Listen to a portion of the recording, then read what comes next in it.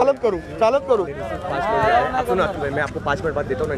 नमस्कार, मी अतुल ठाणे लाईव्ह मध्ये आपल्या सर्वांचं स्वागत करतो। सत्यजित तांबे आपल्या सोबत आहेत। आज ठाण्यामध्ये रोजगारासाठी आंदोलन करण्यात येते काँग्रेसतर्फे। आपण इथे बघताय काँग्रेसचे सर्व युवा इथे एकत्र झालेले आहेत। नक्की काय मागण्या आहेत आपण सत्यजित तांबेंशी बोलणार आहोत। सर, ठाणे लाईव्ह मध्ये स्वागत करतो। काय नक्की मागण्या आहेत? खूप मोठ्या प्रचंड प्रमाणात पहिल्यांदाच काँग्रेसचा युवा जो आहे तो आज रस्त्यावर उतरलेला दिसतोय ठाण्यात। नाही, निश्चितच आपण पाहिलं तर देशामध्ये मागच्या 70 दिवसामध्ये लॉकडाऊन झाल्यानंतर ज्या पद्धतीचे निर्णय मोदी सरकारने घेतलेले आहेत। खरं तर आमचे नेते राहुल गांधी यांनी 12 फेब्रुवारी 2020ला ट्विट करून सांगितलं होतं की सरकारला जागे व्हा, परंतु सरकार जागं झालं नाही। 22 मार्चपर्यंत त्या ठिकाणी कुठलाही निर्णय घेतला नाही। त्याच्यानंतर लॉकडाऊन केलं, विना विचारे असे पावलं जे उचलले, तो GSTच्या बाबतीतलं पाऊल असेल, तो नोटबंदीच्या बाबतीतलं पाऊल असेल आणि तो आता लॉकडाऊनच्या माध्यमातलं पाऊल असेल, या सगळ्या पावलांमुळे अर्थव्यवस्था संपलेली आहे। -23 वर GDP गेलेला आहे। करोडो लोकांच्या नोकऱ्या जात आहेत, युवक आत्महत्या करतायत।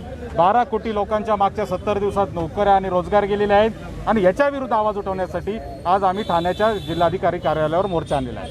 सध्या खूप मोठा बॅनर पाठीमागे लागला आहे, त्याच्यावर लिहिले 4.5 कोटी रोजगार गेलेले आहेत। महाराष्ट्रात सत्तेत आहात, प्लॅन ऑफ ऍक्शन काय आहे तुमच्यातर्फे? आता प्लॅन ऑफ ऍक्शन महाराष्ट्राच्या सरकारतर्फे युवकांना जॉब्स देण्यासाठी, नोकऱ्या देण्यासाठी, रोजगार देण्यासाठी महाजॉब्स नावाची आम्ही एक यंत्रणा चालू केली। परंतु दुर्दैवाने आज असं झालेलं आहे की अर्थव्यवस्था अशी संपलेली आहे की जर उद्योगपती आत्महत्या करायची जर वेळ या देशामध्ये येत असेल तर कोणता उद्योगपती महाराष्ट्रात येणार आहे, नवीन फॅक्टरी चालू करणार आहे? मागच्या 5 वर्षामध्ये या महाराष्ट्रामध्ये भारतीय जनता पार्टीच्या सरकारमध्ये एकही फॅक्टरी आली नाही। त्याच्यामुळं रोजगाराची अर्थव्यवस्थेमध्ये पहिलीच अडचण सुरू झाली। त्याच्यात आमचं सरकार आलं तर दुर्दैवाने कोरोनाचं संकट आलं, आर्थिक मंदी आणि त्याच्यात कोरोनाचं संकट। या सगळ्या परिस्थितीमुळे या राज्यातले, देशातले उद्योगपती, उद्योगधंदे, लघु उद्योग, छोटे उद्योग सगळे अडचणीत आलेले आहेत आणि त्याच्यामुळे आता त्याच्या विरुद्ध आवाज उठवण्यासाठी आम्ही केंद्र शासनाच्या विरोधात तुम्ही ते बघताय की युवक काँग्रेस आहे। निवेदन देण्यासाठी जिल्हाधिकारी कार्यालयात जात आहेत। सोबत ठाणे जिल्ह्यात काँग्रेसचे अध्यक्ष आहेत विक्रांत चव्हाण, ते सुद्धा आहेत। ठाणे युवा काँग्रेसची ही टीम आतमध्ये चाललेली आहे।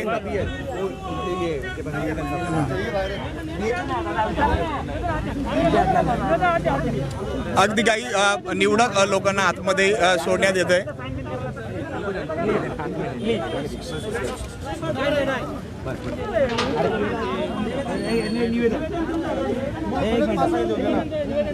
एक मिनिट निवेदन।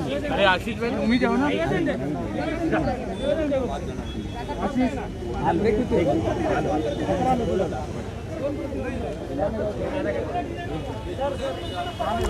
जाऊ दे ना साहेब। नाही आपत्ती व्यवस्थापन कायदा लागू जिल्हाधिकारी कार्यालयाकडून जो आदेश आला आशिष गिरी आणि लोक पाठवू। एक मिनिट थांबा, तुम्ही लावा फोन। हो, विचारा। 11 लोक आहेत म्हणा, ते लोक बोलतात की 11 लोकांना तुम्ही विचारा ना कलेक्टर साहेबांना। नाही म्हणले तर बघू आपण।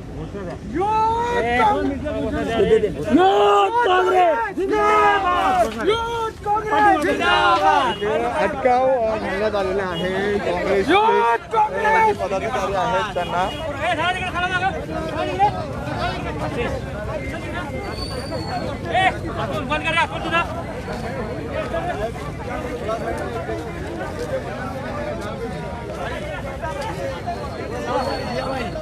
जिया भाई चलो नाश्ता है।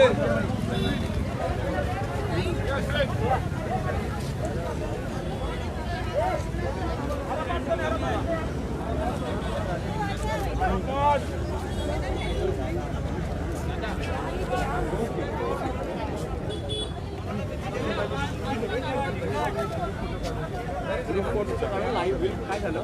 नाही ते बोलतात की मुलं जे आहेत त्या लोकांना गाडीमध्ये पाठवा, कारण आपण सगळे दादांनी भेटायला चालू। 2 मिनिटं लाईव्ह हो।